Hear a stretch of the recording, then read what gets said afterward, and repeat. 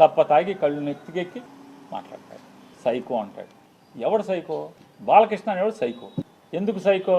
పవన్ కళ్యాణ్ హోదాని ఆ వెలుగుని చూసి ఏడవలేక సైకో. నువ్వు సైకో.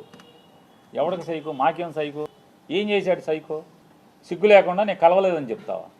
రోజు పురాణాలు నోట్లో ఒల్లివేయటం కాదు, బట్టి పట్టం కాదు, వేద మంత్రాలు బట్టి పట్టం కాదు, దేవుడి పద్యాలు బట్టి పట్టం కాదు, నాలుక మీద పురాణాలు, ఉపనిషత్తులు, వేదాల్లో ఉన్న వాక్యాలు అవి బట్టి పట్టినంత మాత్రాన ఇట్టాగుంటుంది. బట్టి పడితే జీవితం, బట్టి పట్టిన బతుకులు ఇట్టాగా ఉంటాయి.